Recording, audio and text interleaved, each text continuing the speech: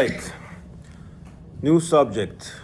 Given where we are, exactly a week and a day away from Elul, the month of Elul, we're going to talk about Elul. Yeah. There was a famous Chabad Chassid called Reuven Dunin. Reuven Dunin. Dunin. D-U-N-I-N. He was a real Baal Teshuvah. What does it mean, a real Baal Teshuvah? Most Baal Teshuvahs today are people who weren't frum when they were born, growing up, and at some point they did Teshuvah, which is a Baal Teshuvah. But a real Baal Teshuvah is something that grew up frum, left, and then came back. Why is that real compared to the other? It's harder. It's a harder thing. You already made the decision to leave. Now making the decision to come back, you start to look even more crazy. No? I'm listening. You got offended? No. It's okay. I wasn't born from, so it's okay. We're in the same boat.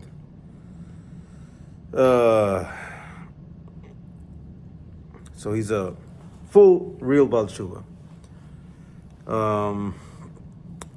Now, when he was young, the state of Israel was born, and he was a very strong guy. He used to work about 16 hours a day and still have time to go party at night. At some point, he would sleep. I'm not sure how much. He was in building, like literally, he would build stuff. But his most famous thing is that he spent a lot of time driving a tractor. Right? Big thing in the fields, tractor. So he would do very physical, tough works, which makes you assume correctly that he wasn't a very refined person. He was a rough guy because all he did was rough stuff. Doesn't mean he was a bad guy, just rough, not very sensitive. Eventually, he started getting tired of this new life he chose of being away from Hashem and everything. And he thought he wanted to come back and do Teshuvah. He wasn't a young guy anymore, meaning he wasn't a teenager. Thus, he wasn't a 40 either. I don't know, maybe he's in his 20s. And his father was trying to help him get into a yeshiva. A yeshiva, see an old guy in terms of yeshiva, who looks rough, who drives a track or used to drive a tractor and party. He didn't have an easy time being accepted. But eventually, when he got to the Chabad yeshiva in the city of Lod, the mashpia didn't want him, but he said, if you cut your hair and you change your clothes, we'll try you out, see how it works. So he came in, and for 8 months he just learned Torah day and night. He davened a lot. He was clearly doing Teshuvah and regretting whatever he did during those years when he was away. Every night when he said Shema Lamita, he would cry. And in 1957, again, after maybe 8 months or a year in the yeshiva, his mashpia told him, you are ready to go see the Rebbe. Now, usually students, it would take them longer, for them years, till they told him, you're ready, if you want to make the trip to New York and go meet the Rebbe. But in his case, because he was in his late 20s and he was more mature, he was able to get there fairly quickly. So the mashpia prepared him for the experience. What does it mean you're going to meet the Rebbe? And he told him the first thing the Rebbe tells you when you meet him, when you have your one-on-one meeting, your yechidut, that is a message for life. So keep an eye or an ear out for the first message the Rebbe gives you. Okay, so he goes to New York. He sees the Rebbe. He sees him around. He doesn't meet with him. He's there a few weeks before he asks to have a private meeting, a yechidut. And he gets to the yechidut, and like real Chassid, he just comes in, he gives his pidyon, his little paper with his questions and his context and his situation, and he stands there waiting, and the Rebbe takes a look at the paper, and the first thing he says, "You know how to drive a tractor?" Oy vey. A whole bunch of thoughts and feelings come through his mind, because for him the tractor is synonymous with the bad Reuven. And now the Rebbe tells him tractor, and his mashpia said the first thing he says, because it's going to be the rest of your life, he says, "What is going on? No, tractor is bad." In his head again. And so he starts crying, just because the Rebbe asked him about the tractor. And so he opens up and he tells him everything. Everything he's done, everything he was planning on doing, and how he's trying to get better, how he's trying to just wear a hat and a white shirt, and the tractor is like avodah zara. I don't want anything to do with the tractor. And then he says, "Please, Rebbe, I came here to you give me a tikkun teshuvah. Give me a way to fix me. Give me a way to really do teshuvah for everything I've done. How can I fix it?" And the Rebbe tells him, first of all, you need to organize your life so you can fulfill Torah mitzvot properly, and to fulfill mitzvot with happiness, with joy. Eventually we'll talk about teshuvah. Not right now. Okay. We'll talk about that every day, another day. Reuven says it took 25 years for the Rebbe to speak to him about teshuvah directly, or at least he felt directly. The Rebbe was doing a siyum of a Masechet Yomah during the month of Tishrei. I'm assuming if it was a siyum of Masechet in the month of Tishrei, it was probably Bav Tishrei, which is the Rebbe's mother's yortzeit. And he spoke about teshuvah, and Reuven felt the Rebbe was talking to him. It took 25 years for him to get his answer, which means for the Rebbe is like stop being stuck in that guilt and just go do mitzvahs with joy. We'll deal with that later, once it's not going to be an issue. He stayed there in New York for like 8 months in 770. He had a close relationship with the Rebbe, and then he went back to Israel, to Haifa. He got married, and he spent the rest of his life driving a tractor. And obviously seeing a Hasidic Jew dressed in Hasidic clothes, driving a tractor, sweating, was quite an image to see. There were no other Hasidic Jews around wherever he was. So wherever he was a dugma chaya, he was an example of what you can be. And he had an influence on people that normal people wouldn't have an influence on because of the type of job that he had.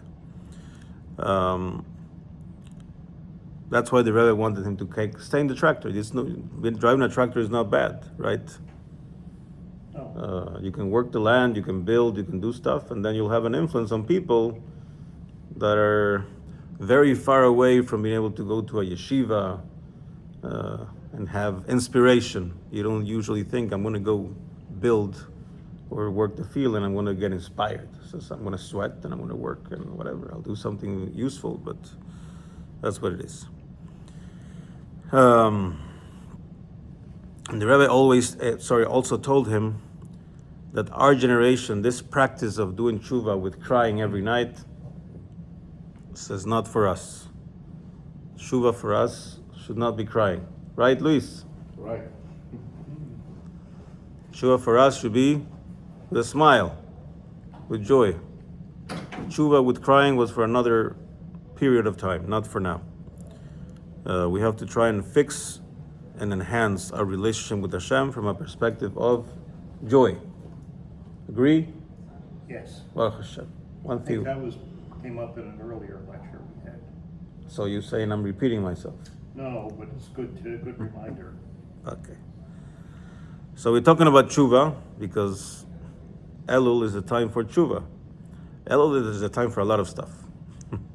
Elul is a time for work, for preparation. You want to have a good Tishrei, you need to have a good Elul. You want to have a good Elul, you need to start talking about Elul a little before Elul, which is now, today, the 21st of Av. Which is why once Tu B'Av comes around, no more playing around. Vacations are over.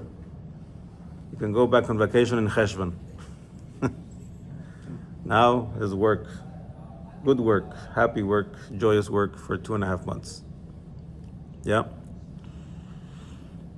And Teshuvah is the main subject of a very famous Hasidic discourse that the Alter Rebbe authored or said back in probably the early 1800s.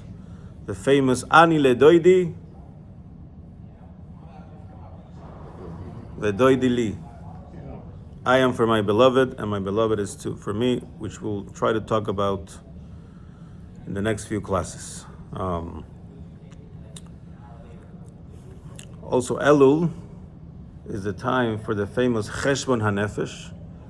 It's the time for us to do the yearly accounting of what we did, what we accomplished, what we could have done better, where are our strengths, where are our weaknesses, where are our opportunities, how we're going to work towards,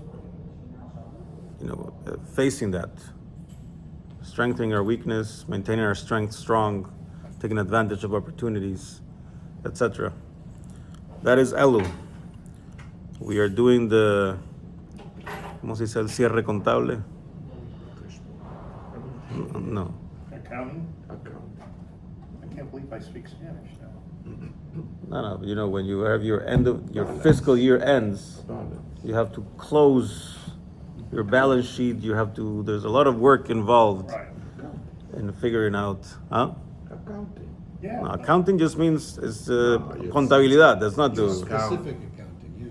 you're doing the closing. I just spoke to someone in Venezuela, Reconciliation? and it's like, okay, when I'm done with the closing, we can talk about this. And the closing was supposed to be done 2 months ago, and it's a whole job. In her case, she's managing like a whole bunch of intricate web of companies. We'll not get into that. Why that's a good thing to have in Venezuela. It's okay. Anyways, so it's for us to do it for ourselves.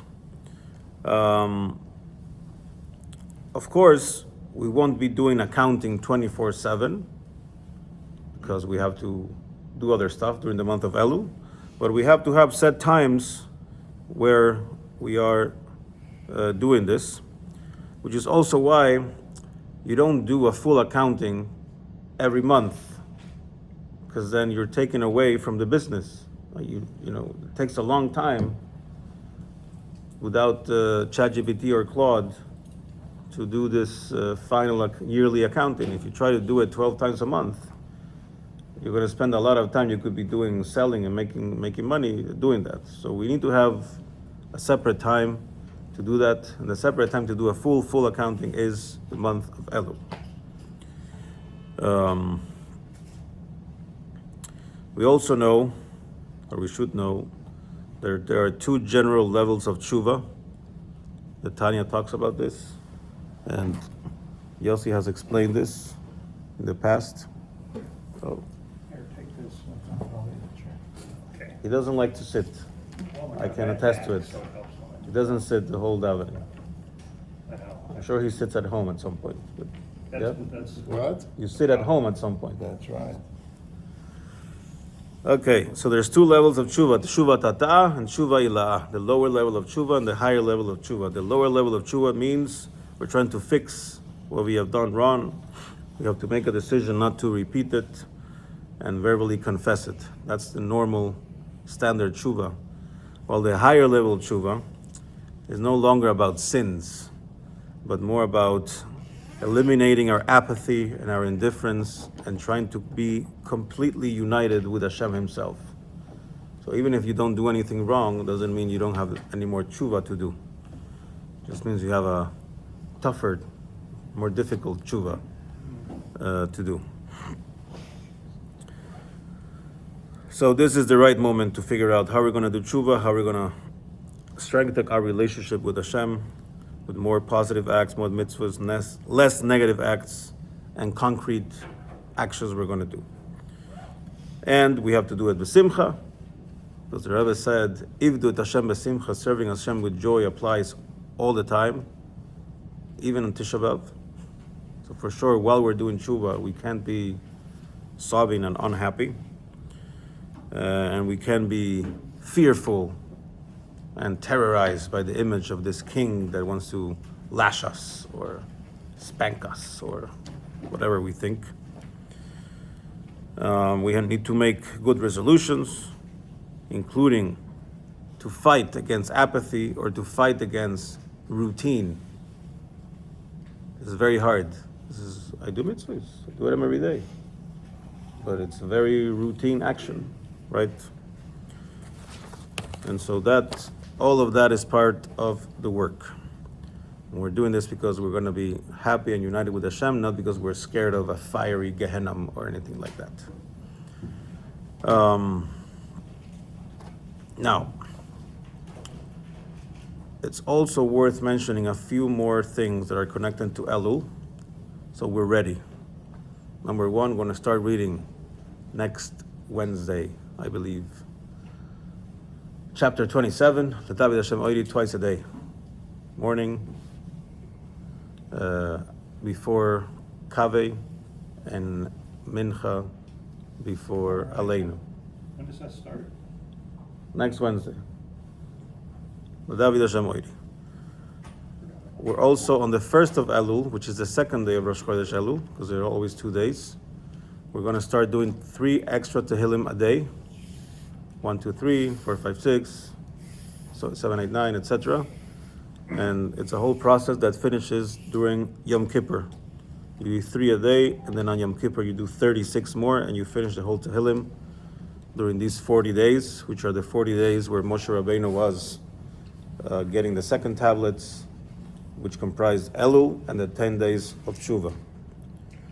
We're going to blow the shofar every morning during Elul, except Erev Rosh Hashanah.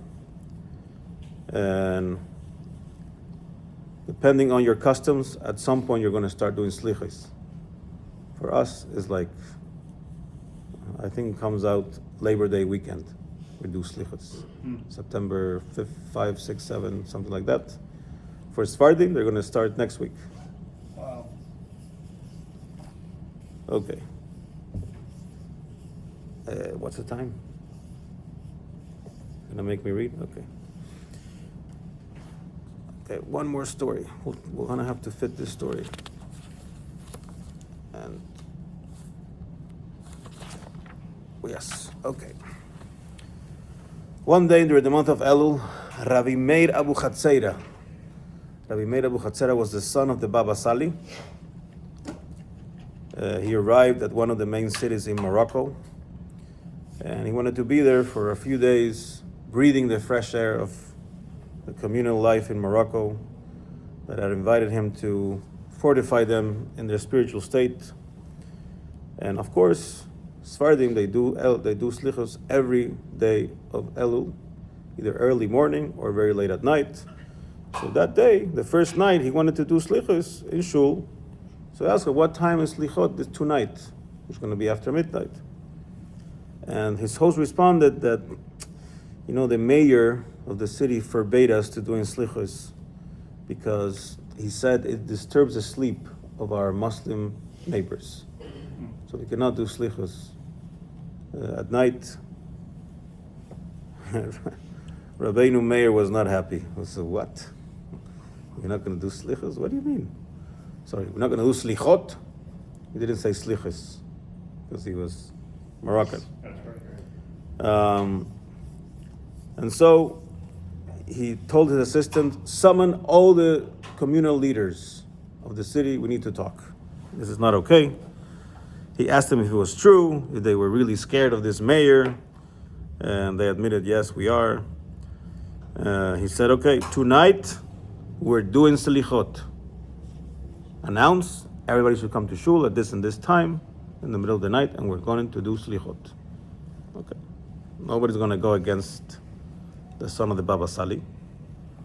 So they do it. 2:00 in the morning, hundreds of Jews gather in the shul with their prayer books.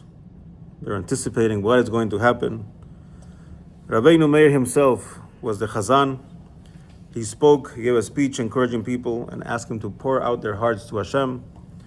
And they began. And Sephardim, they don't daven quietly. It's not just the first few words of every paragraph they say out loud. It's every word. Oh, yeah.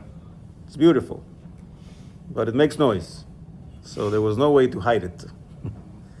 Quickly, the neighbors found out. Quickly, the police came.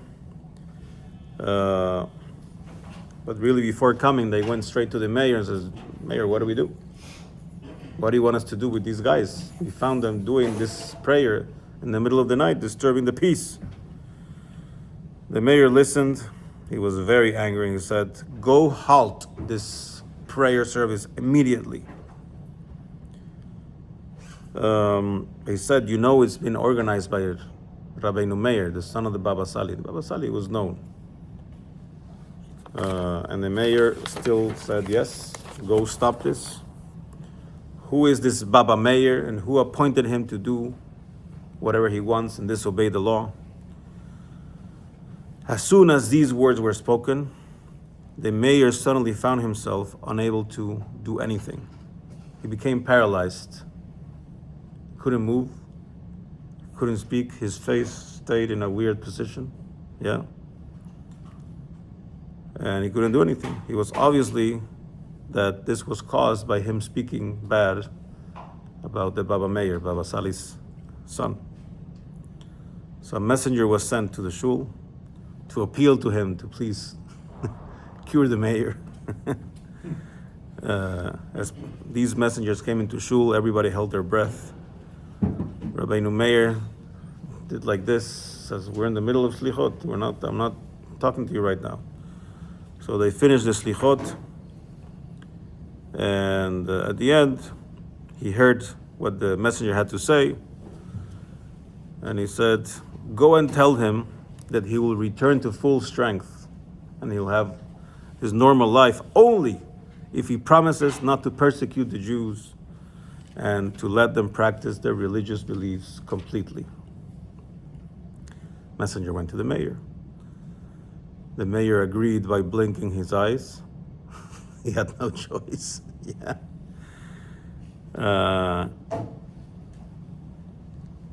And then he went straight to the Baba Meir to ask for forgiveness. And the Baba Meir took advantage of this and said that you have to let the Jews do whatever they need to do as Jews, to the finest details. Nothing can be prohibited. And from that day on, all the residents of this particular city had never again trouble fulfilling their duties. Which I do have to say, Morocco historically, from then even until now, has been very accommodating to Jews in general. 6:45, we're almost done. Even whatever is happening now with Spain and they're invading Spain, but at least the authorities, the king has always been very good. We will continue tomorrow. Your mother's from there? Yes.